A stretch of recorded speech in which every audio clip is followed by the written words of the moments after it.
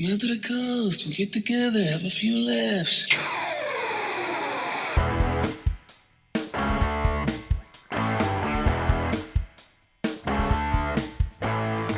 Yippee Ki-Yay Motherfuckers, and welcome to the 10th edition of Dropping a Bruce, the monthly podcast where we watch every single one of Bruce Willis's 40 direct-to-video releases from his acting career to see if he took the role for a paycheck and dropped a deuce, or if in fact he took the role and gave it his all and dropped a Bruce. I am the notorious Scott K. And from not so great Britain, this is Steve. And together we will be your drunken stewards on this 40-month journey through the lesser-known movies of Mr. Bruce Willis's filmography. This month's stop finds us at the quarter mark of our excursion. That means we are 10 films in, with 30 more to go. And what better way is there to celebrate the holidays than with 2017's American crime comedy, Once Upon a Time in Venice. Mr. Smith, this is odd for me to say, but happy holidays. As our listeners listen to this, it's almost Christmas here in America and the rest of the world to celebrate the Christian holiday. And while we record, however, it is just early October.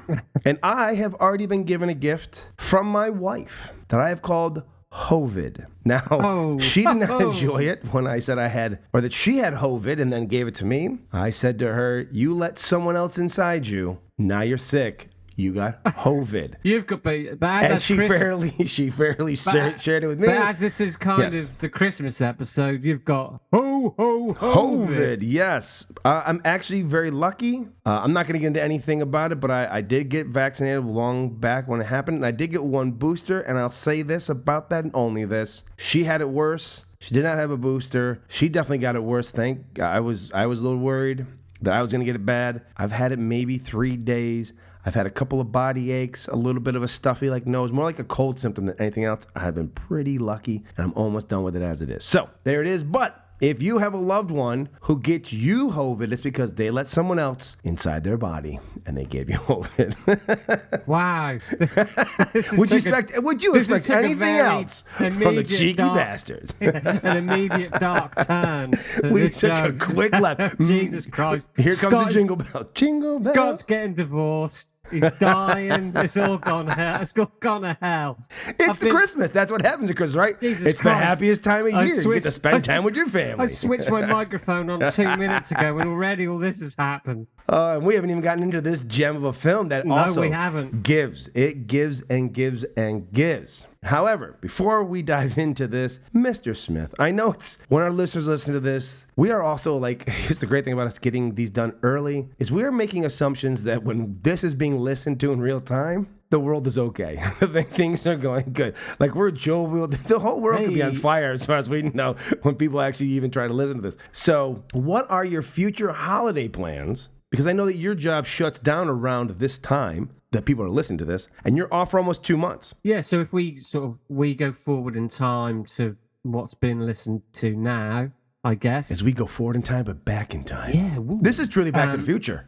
This truly is. We are. This is the real. Let me tell you. I'm a week away from a nice long 7-week break from my job. So that's what I'm looking forward to. That's the best part of any Christmas for me. Yes, I always know that this time of year, but also this is the time of year that, right now, when we're recording here in the future past, movie watching is starting to maybe pick up for me a little bit because we're getting closer to that cold weather shutdown. Yeah. But by the time people are listening to this, we'll be in that full, I'll be watching 25 movies a month, weird thing that happens at that time of year where of the 150, 200 movies I watch in a year, most of that is watched from December to April. And then after that, I watch 5 to 10 in the month. So I'm getting 100 plus early on. Then it's very scarce. Sad bastard that I am.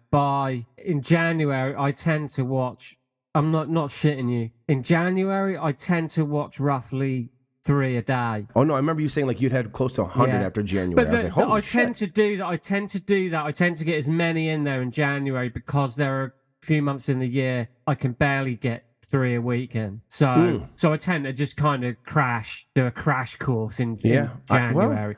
It's cold. There's nothing to do. And unfortunately, it's the shittiest month of the year.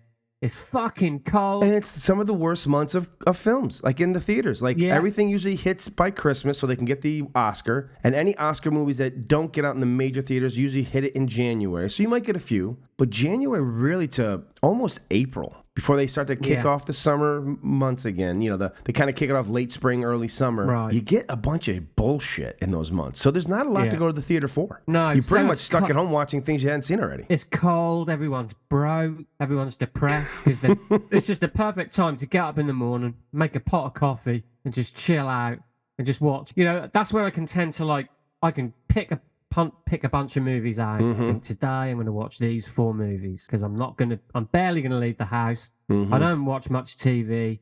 I'm strictly a movie head, so I can just fit. Man, and I tell you what, my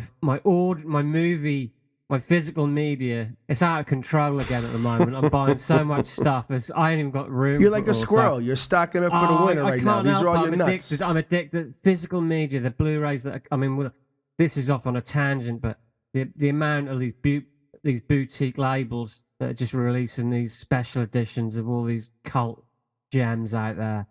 Oh, I'm a fiend for it. They've got me strung out. So like in December, January, I'll be able to catch up on watching all this crazy shit that's being released. It's an expensive hobby. Well, folks, if you are looking to give Steve the Squirrel some of your nut, we will make sure that you can find us on the emails and you can send your packages to Mr. Squirrel here so he can get some more nuts for the winter. Honestly, so the New York skyline on top of my wardrobe right now is just stacks of Blu-rays. I'm running out of room. Well, we still want to say happy holidays and thank you to everyone on the last of the Action Heroes Podcast Network, who is the majority of the people who listen to us. We are truly appreciative that you've been with us 10 months now, which is quite insane that we've made it this far. Also, we hope that you are enjoying our main podcast, the Cheeky Basterds, as we just recently wrapped and we added back in October. We were added to the network as we did a tonal shift towards talking about action movies, and we did a 3-month slog through that of Michael Bay, and hopefully you have just enjoyed 2 weeks ago our Christmas special, and hopefully you'll join us again in 2 weeks when we kick off the new year with some more stuff. We don't want to give it away because even though we're recording in the past for the future, things could change, so we don't want to say something and all of a sudden you're like, these cocksuckers are lying. But thank you again to all of you who listen to this show on the network, and also if you have also made your way over to the main Cheeky Basterds podcast. And without further ado, it is time for us to jump into the... What you talking about, Willis? Just the facts, man. Just the facts. This film was released in 2017, written by Mark and Rob Cullen, and directed by Mark Cullen, starring Bruce Willis, Jason Momoa, John Goodman, Thomas Middleditch, Fam Johnson, Adam Goldberg, and Jessica Gomes, with a running time of 94 minutes. It holds a 5.3 rating on IMDb and a 21 critics and 28 audience score on Rotten Tomatoes. A down but not out LA private investigator seeks out the ruthless gang that stole his dog Buddy, while 2 vengeful brothers, a loan shark, and other colorful characters seek him out. RLJE Films and Voltage Pictures Group presents Once Upon a Time in Venice. We've been robbed! What? They took everything! They took Buddy! Where are you going? I'm gonna go and get my dog. I didn't see anything. They stole my dog. A delicacy in my country, right? I never said that. You thought it. I'm gonna need your help, John. Okay. Wear extra underpants. Why? So you want the dog back? It's the only thing I want. Lupe took your dog in a briefcase filled with my cocaine. You find her, I'll give your dog back. Got an address on that? Google it, Holmes. What are you doing? I gotta go steal back some drugs. If I can get my dog back. Wanna come? Sounds like fun. Could be dangerous. Maybe I'll die. I've got a boner for the first time in a year.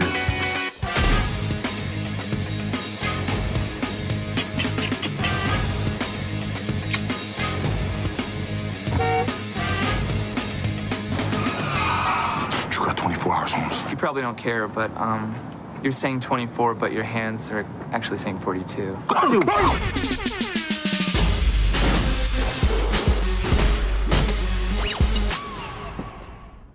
No. What is this? Banana walnut. It's got a hint of cinnamon, yo.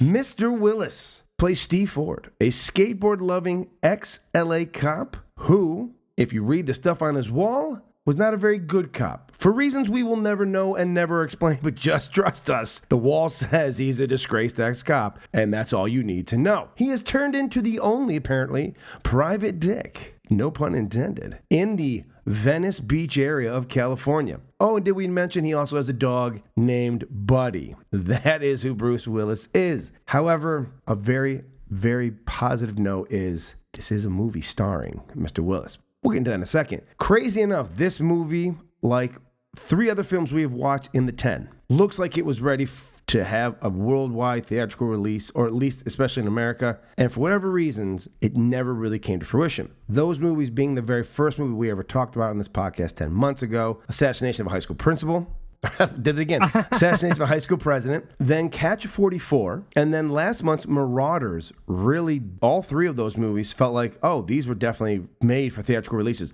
Just the cast alone says this is a theatrical release. Yeah, some of the other movies we talked about, you get like 1 or 2 people, and you're like, oh, okay, we're scraping the bottom here. These aren't going to anywhere. You only need to get a couple of minutes into those, and you know, you know where things are going. And then the cast of this film and the production value and everything else about it also screams this was supposed to be a theatrical release, which means that in 2017, Mr. Willis released 2 films and none of them were theatrical releases. So a 0 in the theatrical release department in 2017 for Mr. Willis, a first in his career. So, before we dive in case my blurb earlier wasn't enough, let's give you the plot, veil thin as it may be. But let's see if I've done a good job of deciphering this. When a private detective from Venice Beach, who's handy with the ladies but bad with punches, dog Buddy, who he's apparently wild about, is stolen by some local thugs for reasons will be left unknown, an unlikely alliance is forged with the devious leader Spider, who may or may not have ulterior motives. Ladies and gentlemen, I give you Once Upon a Time in Venice. This is an actual Bruce Willis film. 10 in, and he is the star. He is the main character. He is the lead. This can officially be put down as a Bruce Willis film.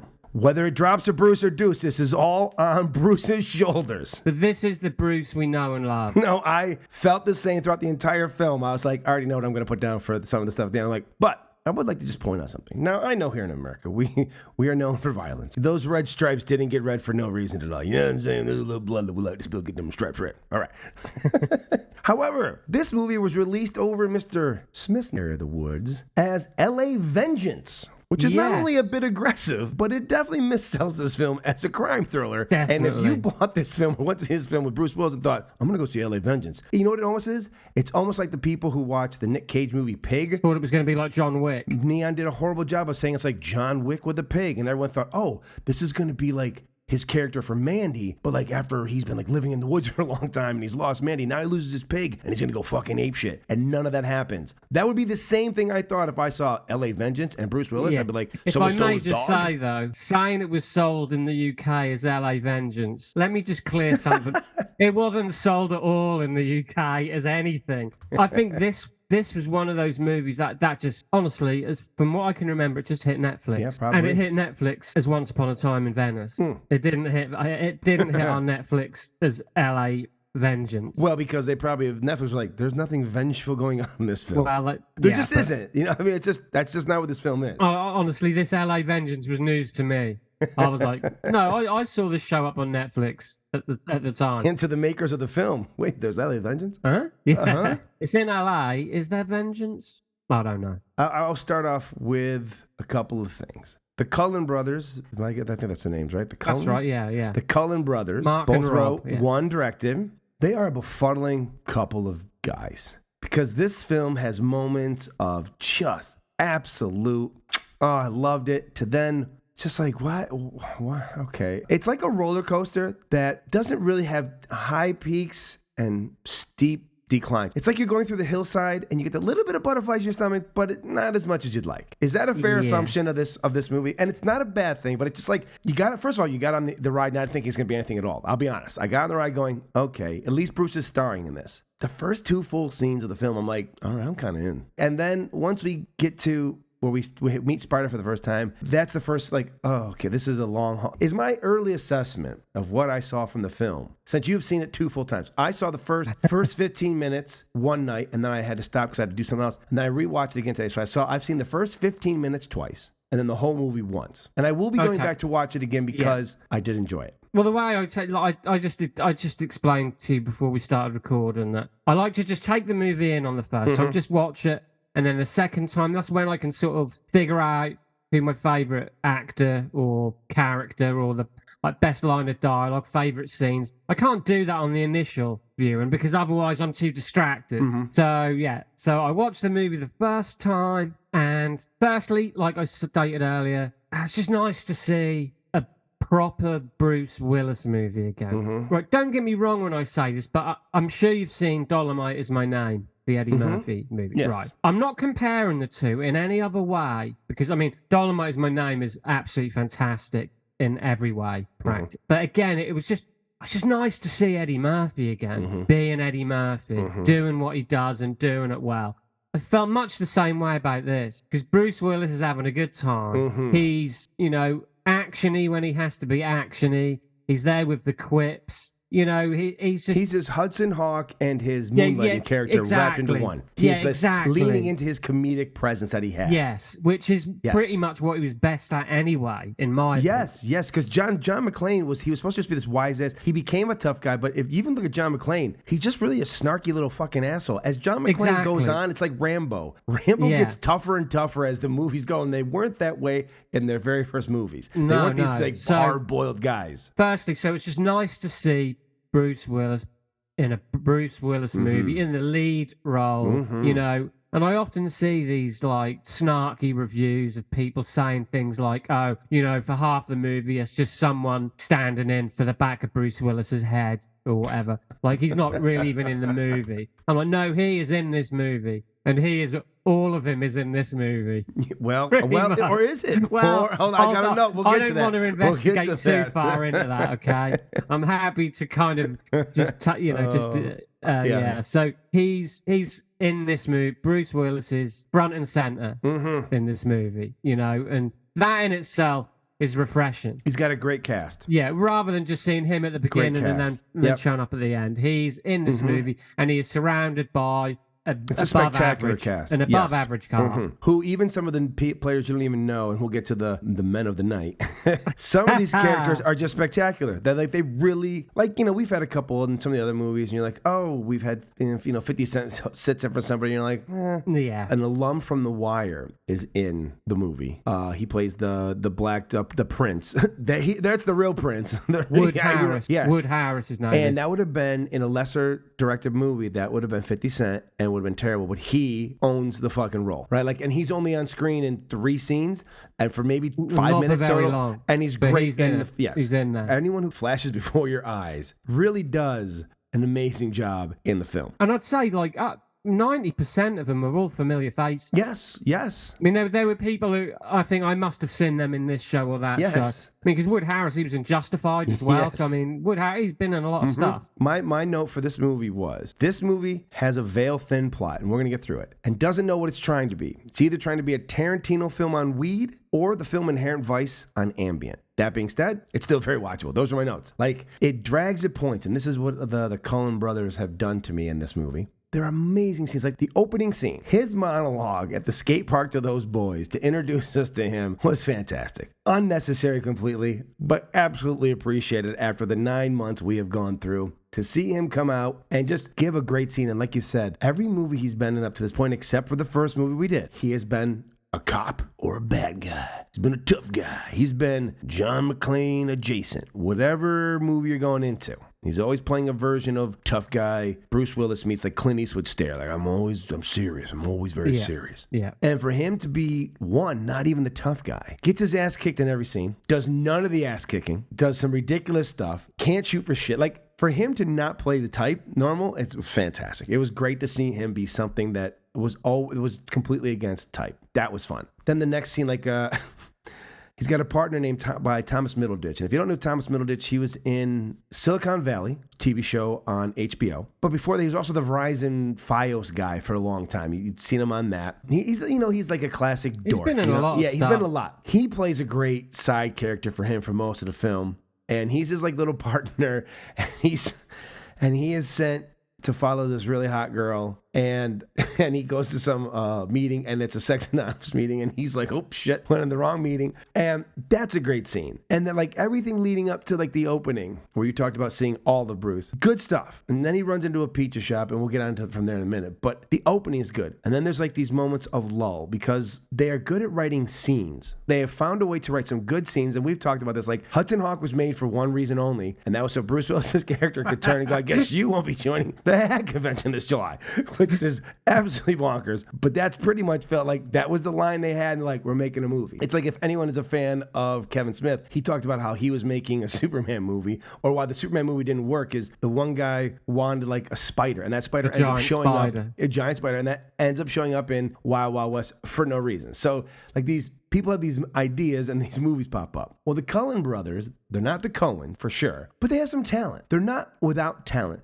They just need more polish, and they've got the ability to write good scenes. The problem is they have a couple of good scenes, but to get to the next good scenes, they don't know how to get there. So they just kind of like go, well, we're just going to do this. And you kind of go along with them, and you kind of get a little bit bored, and then all of a sudden you go, well, that paid off. You know what I mean? Like you go, okay, it took a long time to go up the fucking hill to get to the next bend, but the bend was fun, and I enjoyed it. And then you're like, oh, all right, we're going to do another long one, and then boom. See, I think this is all so irreverent, and I'm not even sure the plot is a big deal. No, it's not. I think that this is one of those little quirky ensemble movies where it's just about the characters and the cast, and this kind of patchwork plot, and like you're absolutely right on one hand, but on another hand, I think this is quite a self-aware movie. As the movie went along, I fell more and more in love with it and realizing what was happening because these guys have gotten some great actors, and they're saying, you know what? Have fun. Have fun with what you are. Because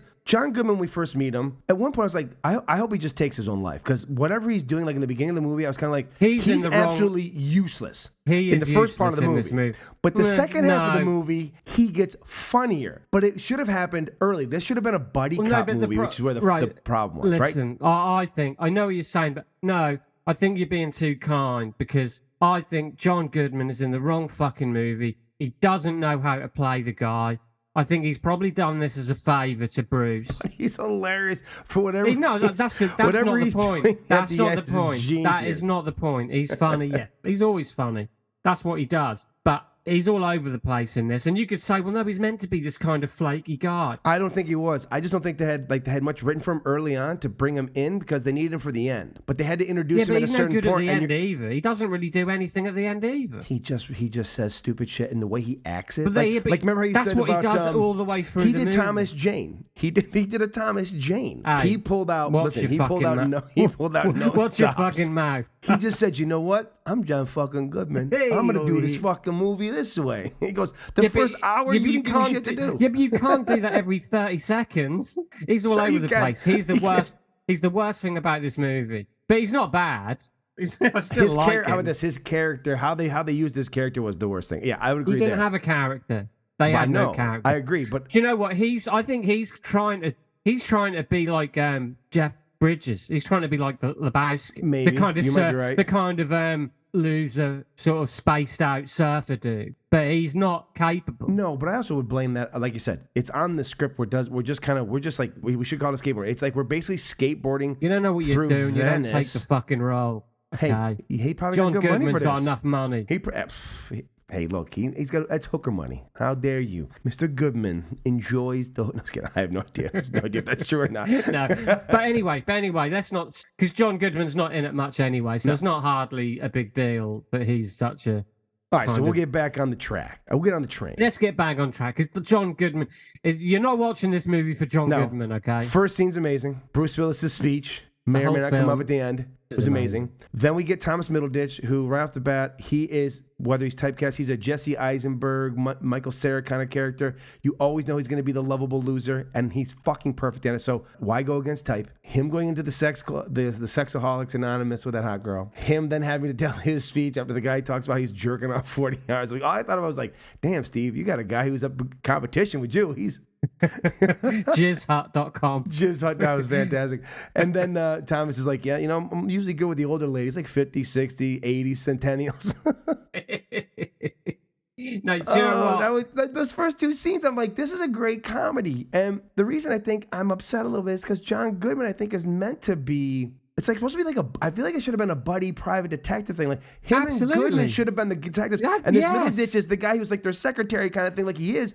And it would have been a great, this is going to sound strange, three-way comedy. It would have been a fantastic, much better movie. I think literally everyone in this movie upstages John Goodman. Yes. Well, he doesn't get anything to do to the end of the movie, though. He doesn't do anything at the end of the movie either. Well, he's supposed to. You're making it sound like at the end he comes into his own and he does all this stuff. In comparison to the rest of the movies we see him once in a surf shop. You are setting a very low bar for him. Listen, all I'm saying, folks, is we see him at a surf shop he owns, and we find out that he's losing it for something. Then suddenly he needs the help of Bruce for some stupid scene, and then he disappears, and we don't see him again until the end of the movie. So as much as I'd love to take a shit on John Goodman, he's not in it much in the beginning to be memorable. At the end, he's in the whole thing, and you're like, okay, he's a little bit better now. Like all of a sudden he's like, well, he's been woken up. And it's just like, oh, this is the character. If you're in the movie for 5 minutes and you suck, then that's something to talk about. Okay.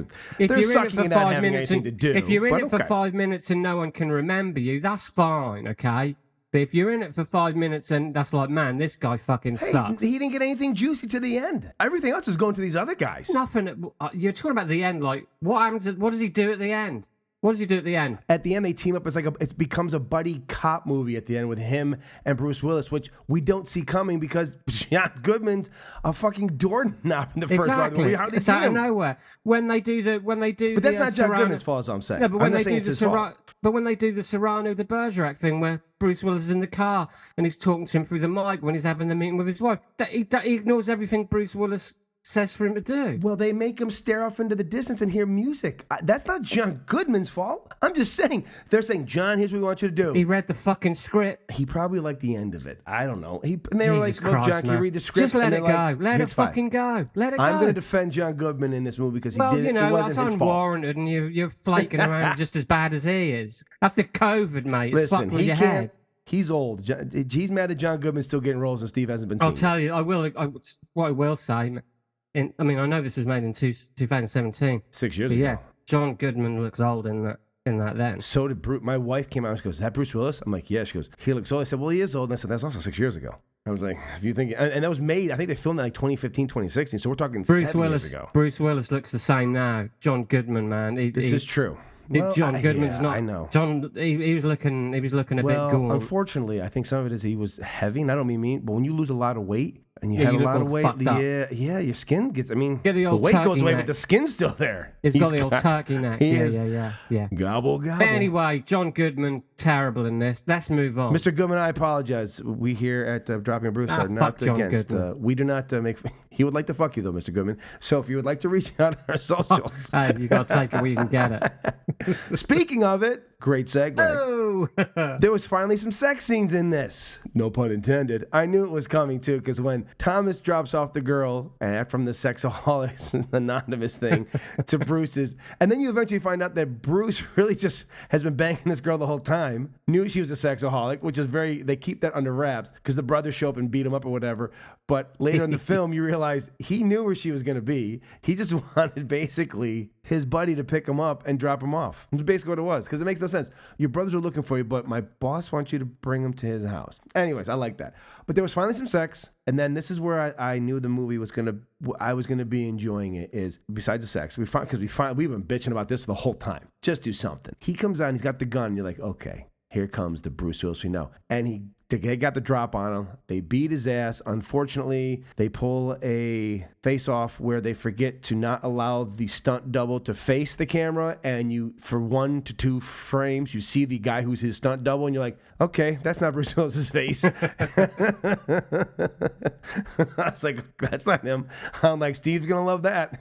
Steve's a real stickler about seeing the wrong guy's face. Shit. It's not that hard. It truly's not that hard. Drives me nuts. And again, I'm sorry. I know people go, oh, you sucking Tarantino's dick. But watch Kill Bill and you tell me in The House of Blue Leaves which one's Uma and which one's Zoe Bell. Tell me if you see Zoe Bell's face. You do not, because they fucking know how to film the goddamn thing to make sure she doesn't turn to camera. Amen. That's the point. You never turn to camera. If you're going to throw somebody, if you have to throw Willis, throw him onto a blanket or whatever, a pillow in front of you, and you just throw him forward and he falls onto a bed or whatever it is.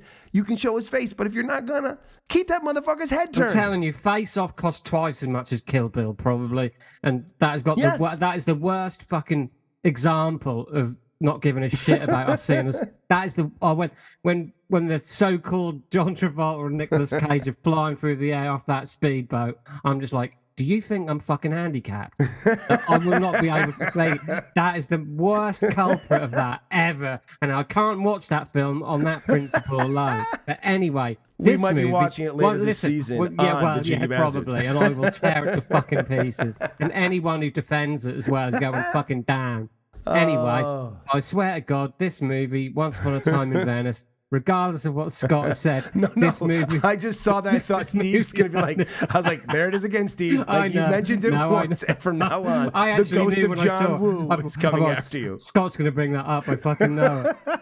It's my first no. I go, Steve's going to love this. The ghost of John Woo, he's after you. Do you know what? Where I guess I did... I like... Do you know what? I don't think there's anything about this movie I didn't like. Well, the only thing I didn't like about this movie was John Goodman. But anyway... He then goes running out and jumps into the pool after his gun that got thrown out the window because these brothers, and there's some big dudes. I mean, I would jump into the pool too. He goes into the pool, gets his gun, and as he goes in, now look it. This is when I knew, because I watched it the first time and I wrote down, I was like, when the fuck did his pants fall off in the pool? And I go, oh, and there's some dick and balls. So I wouldn't watch it again. And then I realized what these guys are doing. I realized they're like, you know what? Fuck it.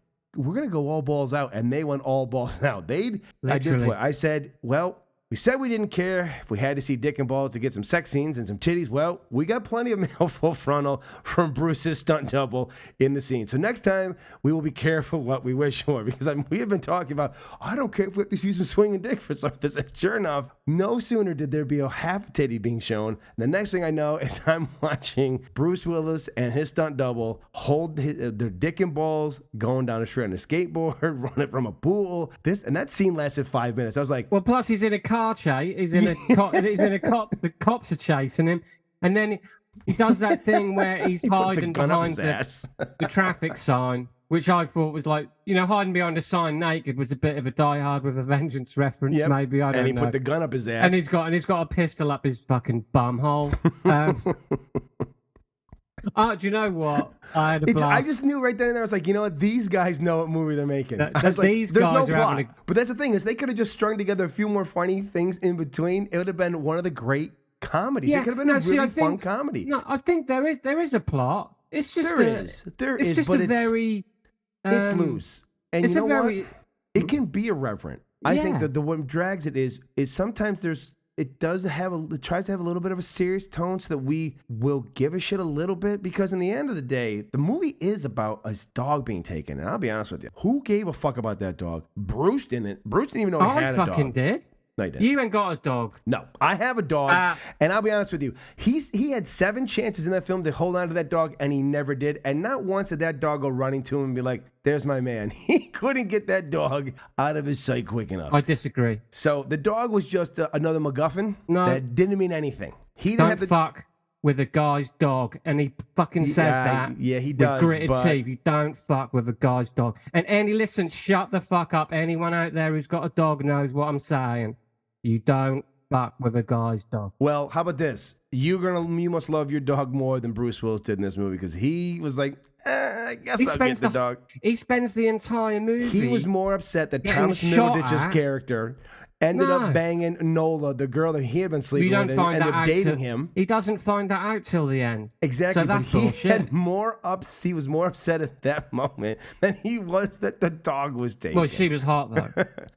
I'm not disagreeing with you on this. I don't know if you are. I'm just saying that he I'm just saying was he a little spends more upset about thousands of losing her. dollars. He spends thousands of dollars. He gets shot at and he gets the shit kicked out of him over that dog. So go fuck yourself with it. He doesn't care about that dog. He doesn't care about the dog. Listen, ladies and gentlemen, don't listen watch to the movie and you'll see that Scott may not have actually watched it. No, you'll watch and you'll go, you know what? I forgot there was a dog in this fucking thing. He's all over the place. All I'm saying is John Wick went through a whole lot of people for a dog. How about this? No, it wasn't about Here's the thing with the dog was the dog was dead, was the though. opportunity to give us chances to meet new and fun characters. And I appreciate it. The fucking Yuri, the fucking loan shark who spends his time on Venice Beach with the fucking metal detector and that giant gold lame bikini. That's fucking awesome. I nearly tossed my cookies, man. He's the guy, if anyone doesn't know, if you've seen the Borat movie, he is the brave gentleman who's heavyset, who in just one of the most comedic genius moments I've seen ever, ran through that convention naked with Borat, and then they wrestled naked on the bed. That man deserved an Oscar for that. That takes a lot. Like that takes a lot to do, and to trust in Sacha Baron Cohen and what you're doing, and for him to do that. And then to watch him on the beach, I was like, I love this guy. Like, everyone's talking about women body positivity. Fucking Yuri over here, huh? In the gold diaper? Jesus Christ. Yeah. Hey, we haven't yet mentioned good old Andy Goldberg as Lou the Jew. And I love that even in the movie, they pause and go, whoa, whoa, whoa. Hey! That's what he calls himself. Although in the defense of the movie, his surname is Jewison, isn't it? It's Lou Jewison. So Lou the Jew isn't quite as inflammatory as people may think before everyone starts fucking canceling us or whatever. Here's what I wrote down for this movie. I wrote down sexaholic, loan shark in gold bathing suit, graffiti artist who specializes in graphic sex murals depicting Lou the Jew, buff guys in drag, and let's not forget fucking Spider. Fucking Jason Momoa. You watch this movie for the performances. Fuck the plot. After I was watching, I was like, fuck this plot. I don't care how this ends. And the ending made me excited. I thought, wait a minute. Is there a sequel planned? I was like, wait a minute. When was the sequel going to happen? Because I was kind of like, I've seen some of the shit we've watched, and I know Mr. Willis at the end of this journey of ours, he's probably the lead in these 3 movies for some Detective Night guy, and it's probably not going to be amazing. And this movie, spoiler alert, has a bit of a cliffhanger ending where there's supposed to be a sequel. Yes. And we don't get one. And I'm disappointed. No, I don't know. That was optimistic, wasn't it? To shoot that. That ending. To be continued style ending. How about this? It's disappointing now knowing that it's not coming. I was like, you motherfuckers. Well, no, I would have liked a sequel. Absolutely. I mean, I'll be, I'll John Goodman deserves his movie. day in court. He deserves reappraisal. He deserves to be in court for his fucking role in this his role in this is a travesty. So, Dick and Balls skateboarding through Venice for a long time. Finally goes to a guy's pizza shop to help him. He's got to go get it gets loose. He's got to go get a car. And he goes and he breaks into Spiders. And right off the bat, Momoa is fucking genius. Here's what I love. Momoa, Bruce Willis. You think action stars. I mean, Momoa is basically a Greek god brought to life, and it's unfair, and I know this. I know that Momoa could take any girl I've ever been with just the whisper of his name. Fine, I get that. The man is Momoa's better looking than any girl I've had sex with. Let alone take any woman I've had. As Clarence Worley says in True Romance, Elvis is prettier than most women, and so is Jason Momoa. All right, he just is. But for the two of them to be totally against type, to not be over the top comedic, but to be leaning in deliciously into the comedic roles that this allows for. I have not enjoyed a movie that, and no, we've been lucky the last 3 months now, concluding this. We have watched, I'm like, man, I've really started to enjoy this. Now I know like we are set up for fucking failure. 2024 is going to start off with a swift kick in the sphincter, and we are going to bleed for the next 12 videos. We are not going to have a good turn. But this movie, I have not enjoyed a movie this much since the first one. No question. And we had talked about that this might be one of those ones, and I'd heard this might be one of those ones that might turn in our favor. You had alluded to that before, yeah. And I'm going to stand firmly against the people of shit on this film. You're going into these movies, and Steve and I have learned this together on our journey with the Cheeky Bastards in this. And I think it's a good maturity that we've both done in our late 40s, which is not, it's rare for white males at this age to change, all right? Let's be honest. Usually like feet in the mud. Oh, I like everything the way it used to be. We can change. We can change. Like Stallone says, if you could change, and we could change, then the world could change. Oh, Merry Christmas. Oh. Adrian, blow me. Anyway. Your mother's an animal, you son of a bitch. Anyway, sorry. But if you're going into these films thinking you're going to see fucking Die Hard, or you're going to see Pulp Fiction, or you're going to see The Godfather, pull your heads out of your ass immediately. You're not. You have to know. But what has been fun about this journey is we have been surprised by films that are just absolutely been given, if you go by just their ratings and their numbers, they're not worth your fucking time. But if you are a person who enjoys movies, and I do think if I'm speaking to Gen Xers, which I feel like a lot of the people who listen to this are in this age, we come from an era of HBO, and here in America, USA Up All Night, Cinemax, or Skinemax as you knew it as, where they didn't have a lot of movies early on. So you would get good movies, but you would have a lot of B movies shoved down your throat, which is why they became cult classics, because we were the generation that took that in by the fucking truckload. And now, why are we the generation that is like, that's not good enough? What are you fucking talking about? What do you mean it's not good enough? It's exactly what we're used to. Put your 80s, your Gen X hat back on, sit down and enjoy some of these films for what they are. Now, Steve and I complain is that you don't go enough. Give us more. Go crazy like you did in the 80s. And you're not going to get the millennials to watch this shit, maybe, and you're not definitely going to get the younger generation. But if you're putting in the people who are paying now, that's us. That's our generation. We're the money spenders. Give us something worth our money. Give us what we used to be babysat with, because most of us sat home as latchkeys watching this stuff that our parents didn't know we were watching, which is why we're the degenerates that we are now. Exactly. And it's perfectly fine. I pride myself on that shit. Be a degenerate. We just want more. Give us more degeneracy. I want crazy. Look, we said we want to see tits and ass. They said, we got you, Cheeky Bastards. How would you like to watch for 3 minutes Bruce Willis or his stunt double? And that could be a game. Is it Bruce? Is it not? It's dick and balls going through the streets of Venice on a skateboard at night. Would you like that? Tough shit. You're getting 3 minutes of that in the beginning of this movie. I'll buy that for $1. So this movie gave us everything we kind of hoped for. Yes, the plot's a thing. But look, go back and watch some of your favorite films from the 80s, and they don't hold up like they used to when you're a kid. They just don't. You go, ooh, okay. But because you've grown. This is a movie that if what I like about these guys, if they had just stuck with saying, fuck it, we're going to have fun the whole time, I would have gone for more lunacy and more lunacy on it. Because it did, at certain points, ratchet up to me like, this is... I'm like, yeah. Well, Lou the Jew, and the paintings is he's getting teabagged, or he's getting fucked in the ass by a clown, or he's blowing the pirates like... He's blowing Skeletor. It was great. Look, I loved every minute. I would buy those paintings. That's how bad it is. Lou the Jew is giving Skeletor a blowjob. And then in the next mural, a Mexican wrestler is teabagging. But the first one, a clown is supposed to be fucking up the ass. But what his dick is, he's fucking him in the belly button. Because this ass is so high in the painting that dick is in his belly button. But, this is like a... See, this is like a caper movie where, this is all about, ultimately, the movie is all about Bruce Willis trying to get his dog back and his niece's belongings. All these things were stolen from his sister-in-law's house. Yes. And so Bruce Willis is used... Who at the movie he may or may not be... Well, that's mild. That's mildly alluded that was for the second film. That was going to become very mildly alluded to. But so basically, this is all about Bruce Willis trying to get his possessions back and his dog back.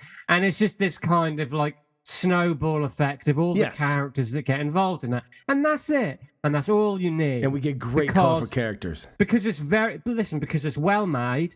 Mm-hmm. It's funny. It is. Great music. Yep. Colorful characters. Yep. It's just a solid piece of entertainment. It's a Coen Brothers. I mean, it's like Coen Brothers on weed a bit. Yeah, yes, very Coen Brothers like. Yes, it's you know, I mean, they're not as quirky, but that is being generous, though. But it has, but you know what? In fairness, it keeps a California Venice Beach vibe and to actually, it. I've actually been to Venice Beach. Actually, I have too. In Grand Theft Auto 5 and all those things. Like I killed people there. I've run over there. I was like, that's beautiful.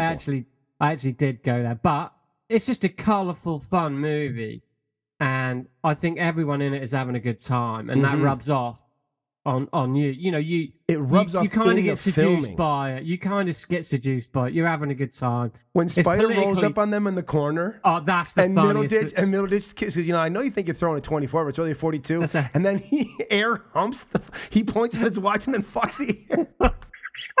I knew then and there that every single one of them was having one of the greatest moments. I know we're halfway through this, but everyone listening should just literally just go watch the movie quickly. Because it's hard to follow this movie. But I would give it away. I don't want to give it all away, but because it's irreverent. It's sometimes politically incorrect, but it knows it and it addresses it as it's doing it. Yeah, but that doesn't matter to these fucking whining pussies that are going to complain about it now, does it? It's knowingly politically incorrect. That's not going to fly in this day and age, is it? When they walk in and they want to talk to that one. Christopher McDonald's in it, good old Shooter McGavin, and they want to talk to him. You don't know it's him until he cameos. Again, this has got a Tarantino feel too, because also like you get cameos from people. You're like, holy shit, they're in the film, and they're like in it for a scene, and you're like, I wish he was in it more. But when he comes in, he goes, tell him that the friends of Lou the Jew is here, and the girl looks at him, he goes, yeah, that's his name, Lou the Jew, and he goes, do it quickly. I just love how they don't allow them to say anything and have a hissy fit about saying Lou the Jew. They just send them on their way. It is such a fun fucking movie. And again, the more you talk about it, little things just come to you that just crack you up. And it's ultimately just a snowball effect of all these characters getting involved in, it initially starts off with Bruce Willis trying to get his dog and his niece's belongings.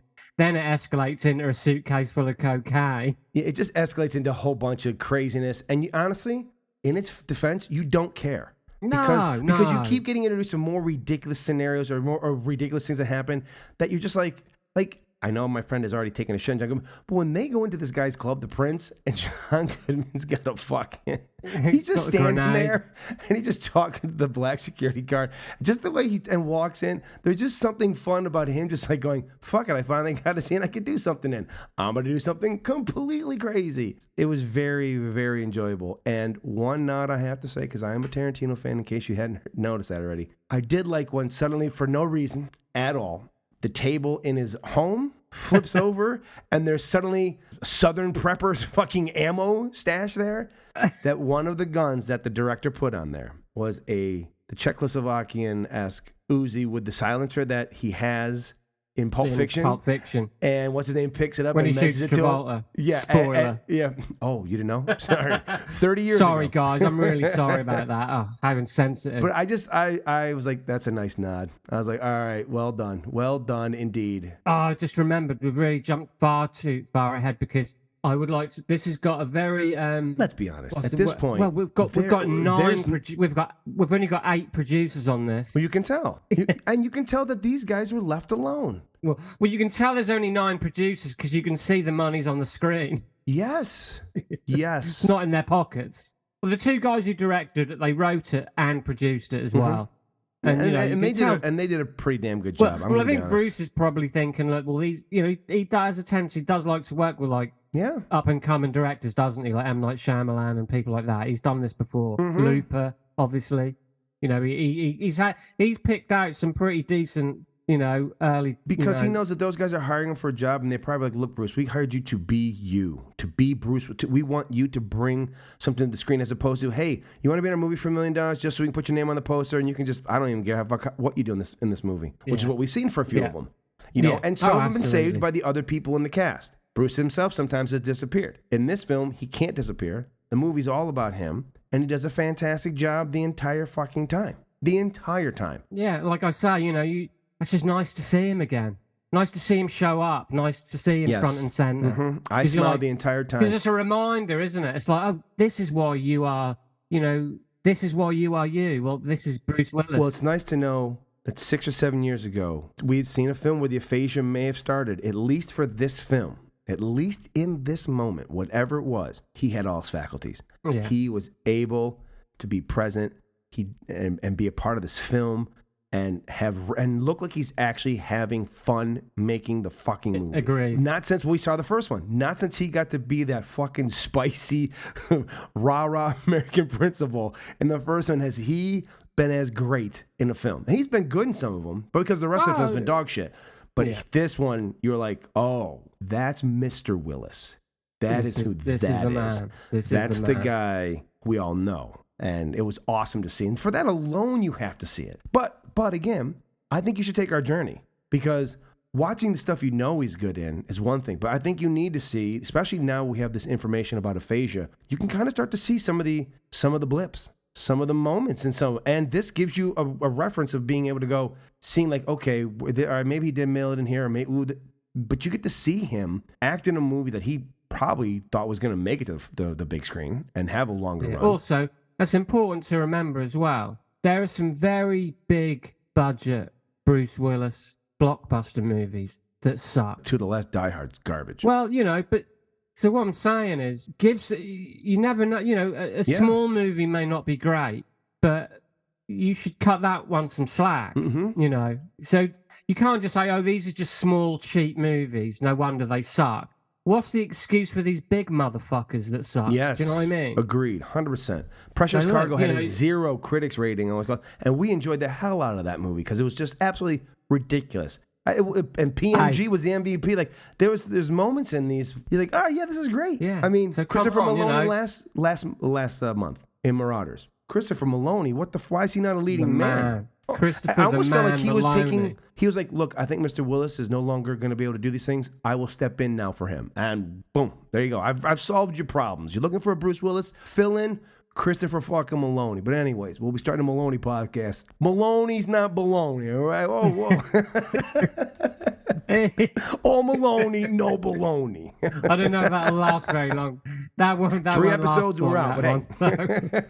I was like, that'd be just like a 3-episode special, yeah. But yeah, so we're sort of basically in a situation where you're just literally you've got an ensemble cast, you've got a decent budget, you've got these young guys behind the camera, producing and they've got some talent. They have talent. They just with just a ton a little of bit ideas. more tweaks. Yeah, they've obviously just got a ton of ideas. But this is like their first movie. Oh, agreed. But I'm saying they fuck have around the ability a bit. to write some great scenes. But unfortunately, they haven't made anything else, have they? Well, because they got fucking, they haven't made as you call it, else, slagged down by these cocksuckers.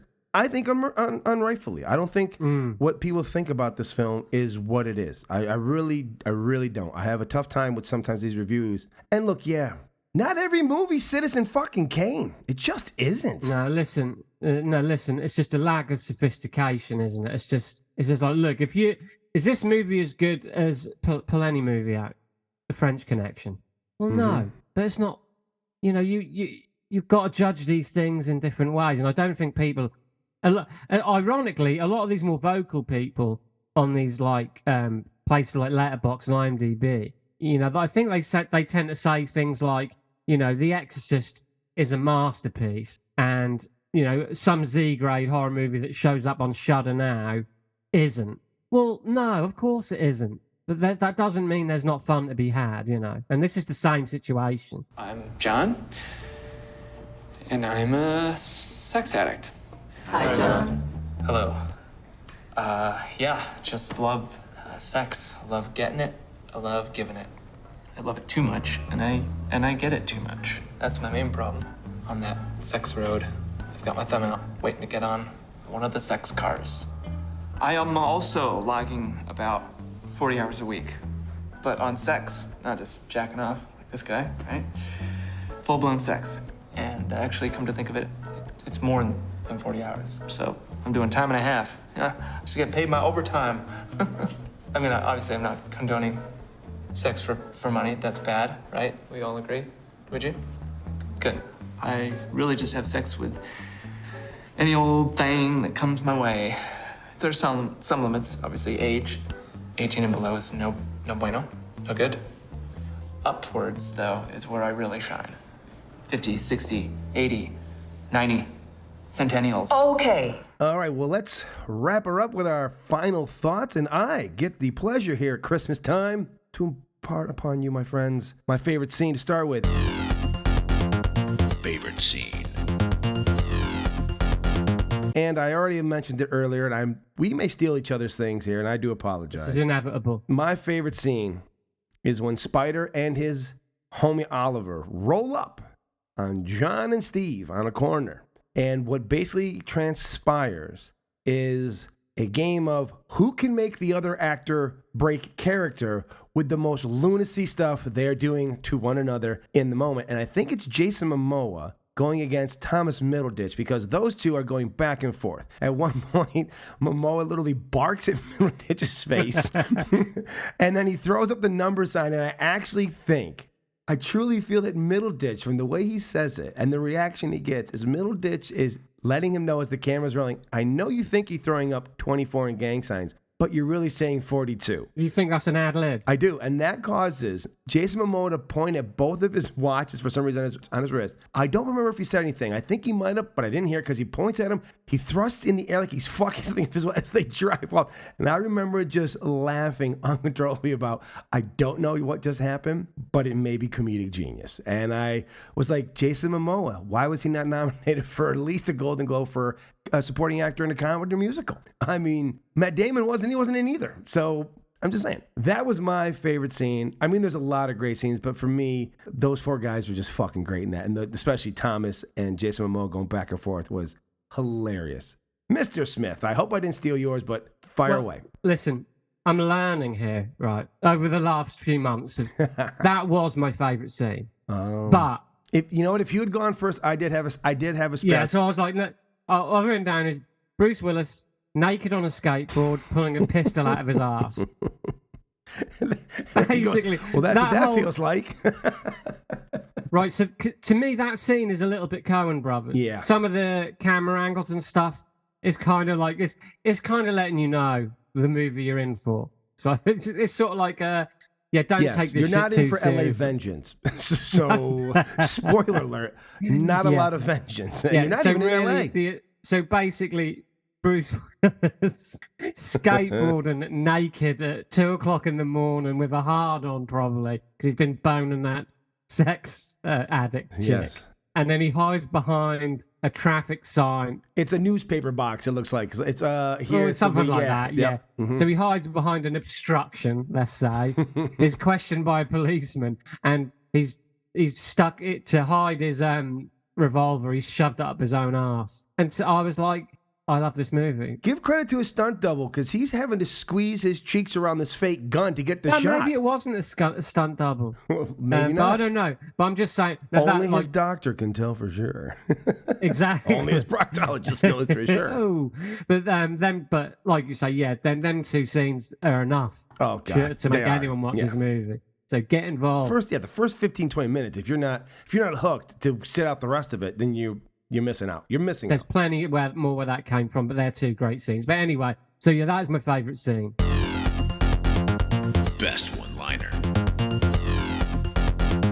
All right, well, you will lead us off for the best one-liner / monologue or dialogue moment from Once Upon a Time in Venice. Okay, so my favorite line is said by Thomas Middleditch as John when the sex addict chick tells him he's cute. He says, well, I've been told I look like a young Roger Daltrey if he spent a lot of time with computers. That's my favorite line in the movie. And the sad thing is, as soon as he said that, I looked at him and I go, Jesus, he does look a little bit like a weird Roger Daltrey if Roger Daltrey wasn't there. Like, I was like, that's actually spot on. But I actually thought that was a pretty funny line, actually. I was like, the way, and he, and obviously I don't know him as well as you do. I mean, I hadn't seen him in anything else. He's a very quirky, funny guy, and that's his usual role. But he's good at it. Why change? It's a moneymaker. Why change it? You're good at what you do. Yeah, exactly. Go with it. But that was my favorite line. Mine is the opening monologue from Mr. Bruce Willis, which I did write out completely. Now, take in mind, Bruce Willis is at a skate park talking to a bunch of preteen boys who probably were sitting there thinking he was going to talk to them about skateboarding, but oh no, he is having a midlife crisis in talking with them. And here's what he says. You just got to live your life. It goes by so fast. It's like a whisper. Before you know it, you're 12 years old, and where are you? I don't want you to make the same mistakes that I made. It starts like this. A little bit of weed, and then a little bit of blow, okay? And then a couple of bottles of tequila every week, and then 3 hookers 3 times a week. And yeah, it's fun in the moment. It's fun. But let me tell you something. Those moments always end up with your head feeling big, like a bus just ran over it. You happy about that? No, you're not happy about that. And then not long after that, you're sitting on your kitchen floor, buck naked. You've got a gun in your mouth, and all you're thinking about is today the day? Is today the day I pull the trigger? Bang! You got a right to live, and you got to live right. You get me? All right, let's go. It is a skate park. Let's go skate. Yeah, and the kids are sitting there going, what the fuck? It's like Jaws is just a gate, aren't they? They're like, But yeah. I wrote down, I was like, oh, amazing opening speech. I'm like, I'm 5 minutes in, and I'm like, Bruce is back, baby. I was like, Bruce is back. Boom. Agreed. Best performance. All right, for our best performance, my best performance, man, these are tough. I'm doubling it up. For me, it's Jason Momoa and Thomas Middleditch. I think the two of them gave the best performance. Yes, this is a Bruce movie, and he's phenomenal. He's back, but they were just such great standouts in their side roles. Like, I know Bruce has this in him. I've seen this. I didn't know Jason Momoa had comedy in him like this. I did not know he had this ability. So my best performance were Mr. Momoa and Mr. Middleditch, as he stood toe-to-toe with some of these greats, and he deserved to be on screen with them. Mr. Smith, who do you have? Best performance, Jason Momoa. I've got, I mean, I can't really probably back this up that much, but I've just got this feeling, right?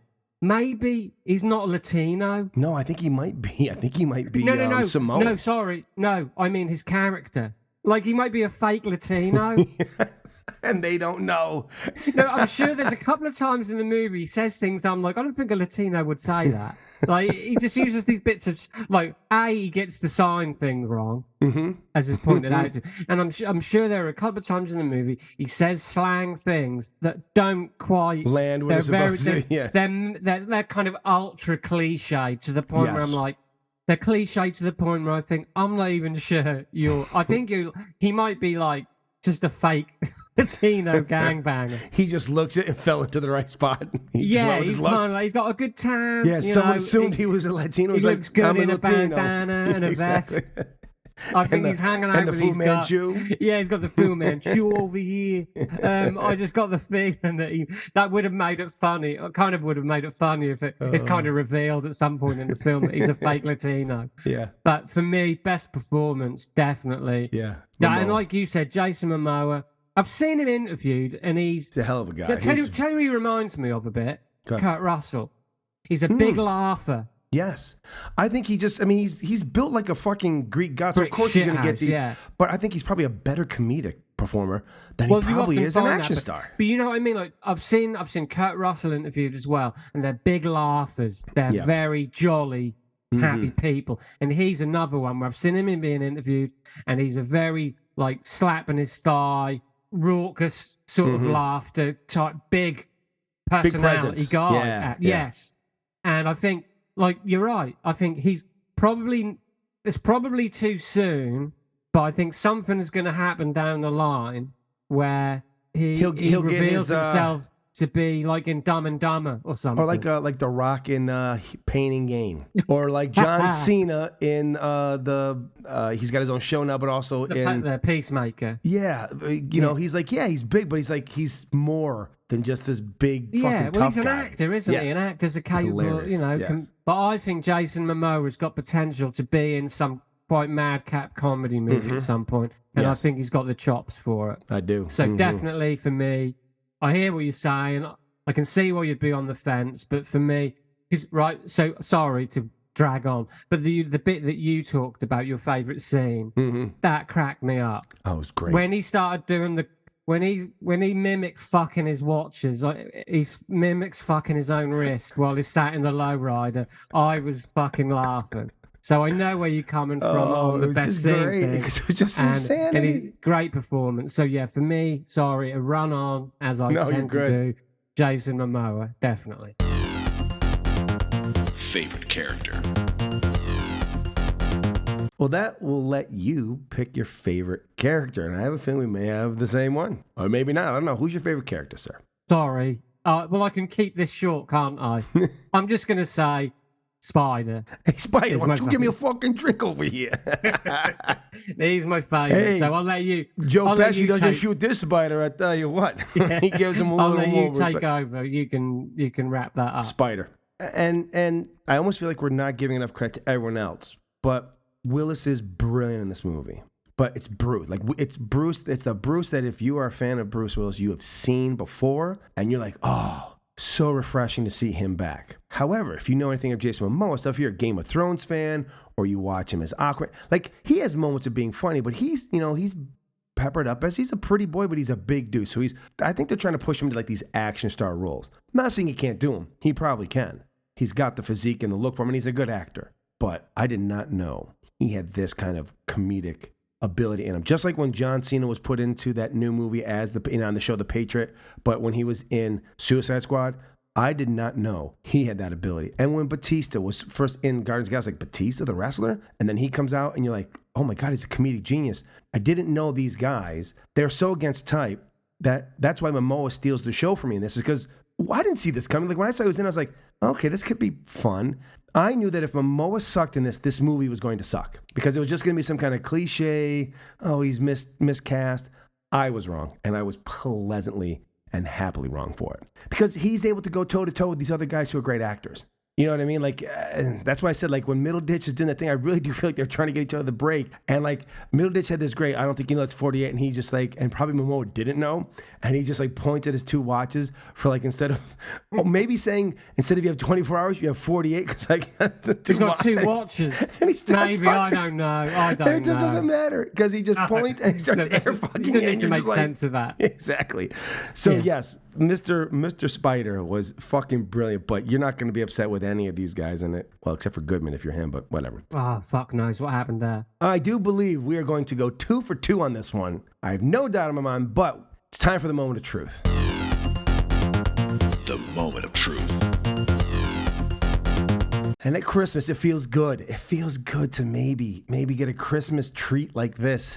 Even though 2024 may not have a whole lot of positivity in store for us. But did Mr. Willis drop a Bruce or a Deuce? And for me, if you didn't hear from the first second we started, Mr. Willis dropped a motherfucking Bruce because this is a Bruce Willis movie. Bruce Willis is back in this film, and all the people who hated it, go fuck yourselves. I don't know what movie you were watching or expecting, especially if you've been on our journey. This movie deserves a Bruce, and to me is the second best film we've seen in this 10-month journey, just below that first one.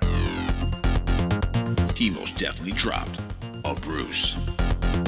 Mr. Smith.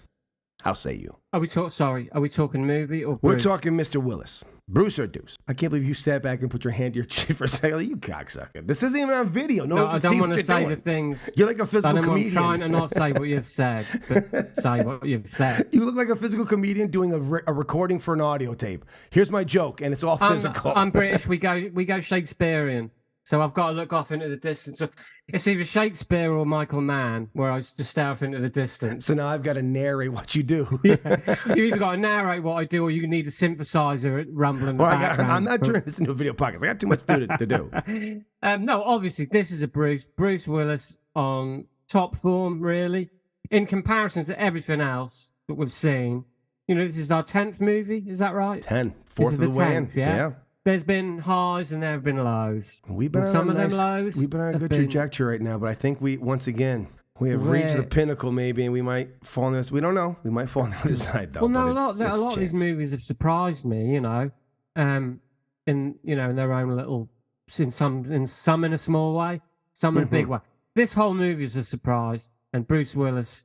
It's just like I said about the thing earlier, Eddie Murphy. It's nice to see these guys again, having a good time. And being the person we came up being into, do you know what I mean? Because, like, Eddie Murphy sucked for fucking years. Decades, yes, I know. And that he didn't have aphasia. Yeah, he had no excuse. As far as I'm concerned, the last good movie Eddie Murphy made was fucking Another 48 Hours, and that wasn't great either. I mean, the last great movie Eddie Murphy was in was Shrek, and that was a voice. He wasn't even on screen. Exactly. He was an animated donkey. Yeah, so, so to see guys like, these 80s guys that we grew up loving, having a good time at least is enough. Mm-hmm. So Bruce Willis, is great in this. So he gets a Bruce. He most definitely dropped a Bruce. And ladies and gentlemen, in case you didn't know, is this movie a Bruce or a Deuce? It's a fucking Bruce. This film most definitely dropped a Bruce. In fairness, into his late career, before he goes on this final run here, which is coming up, of doing 26, I think it is in a row, or 28 in a row of just nothing but straight to video, he, at least in this movie, puts in a performance worthy of some of his other ones. So maybe better than some of the Die Hards, like the last Die Hard especially was in, and some of the other sleepwalks he did. This just, it was a bunch of young guys, or not young guys, but newer filmmakers who, in the Coen brothers' hands, this is a fucking instant classic. The Coen brothers tidy this script up a little bit better, and this is it is in their vein. It just doesn't hit the plot points or the through lines that the Coen brothers are known to sew their stuff together. Same thing with the Tarantinos and the Paul Thomas Andersons of the world and those guys. They have just a little bit steadier hand, and they sew everything in better. That's all was missing. These negative, horrible reviews, stop. If you've seen the movies we've seen in these 10 months, this is definitely a fucking Bruce, and it was well worth your time, and it's as enjoyable a watch as it was, hopefully, this listen of our recap of it. Mr. Smith, close us out. What say you here on Christmas? Are you Ebenezer Scrooge? Well, to paraphrase a line from Die Hard, it's Christmas. It's Christmas. It's a time of miracles.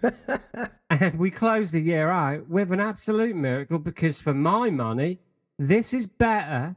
I know, I'm British. I'm British. We don't pronounce our T's. I'll say it again. For my money, this is better. There you go. Than Assassination of a High School President by a hair.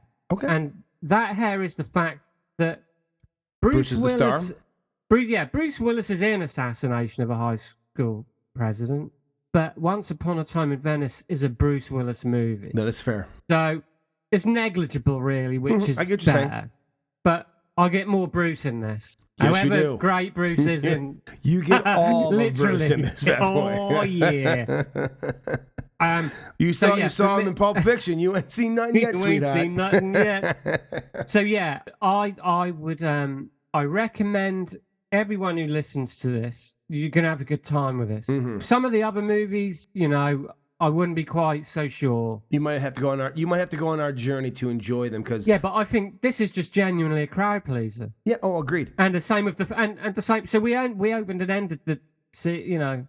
The year. Yeah, I definitely 2023. We opened with that and end with this, because it is the end of the year, but not the end of the season. Not the end of the season, but you're gonna have a good time with this movie because it's just a genuine crowd pleaser. Mm-hmm. But thinking about the trajectory that we've gone through over the last 10 months, I think this is the best one.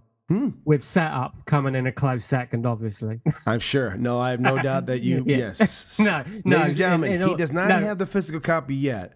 Please reach out to us on the socials, which are in the notes, and I will get you his address, and we will get him a copy. I want a copy signed by Ryan Philippe. Only Ryan Philippe. I don't want anyone. I don't want Bruce Willis's autograph on there. I want. And he'll also be really happy if you get it mushroom stamped as well. But that's up to you, folks. That's up to what you're up to. What you do. But yeah, so no, definitely a Bruce. This film was definitely dropped a Bruce. Back in the day of the early Tarantinos, you had those kind of 3 Days in the Valley or Love on a 45. You had all these kind of Tarantino wannabes. Yeah.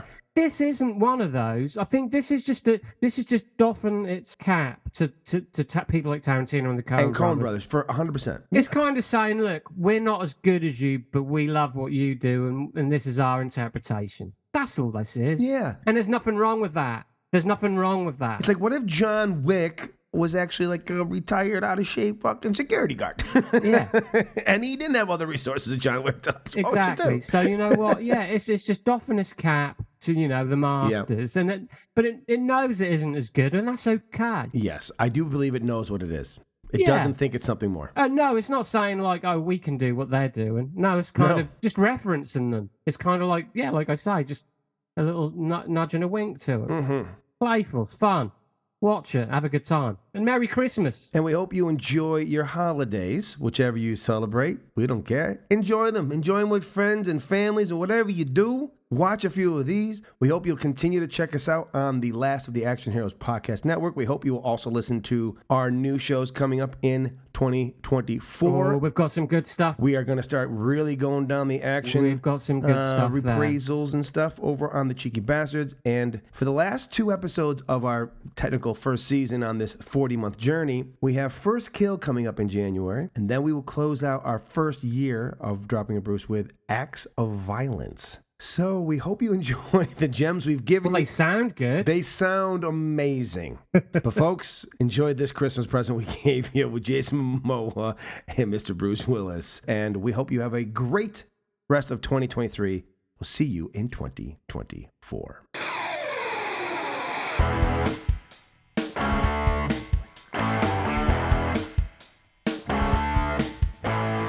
And that's a wrap on our 10th episode. Please feel free to reach out to us on the show's socials, which can be found in the show notes, and tell us what you thought about this film, how you feel about Bruce as an actor, or even to let us know what you think about the show.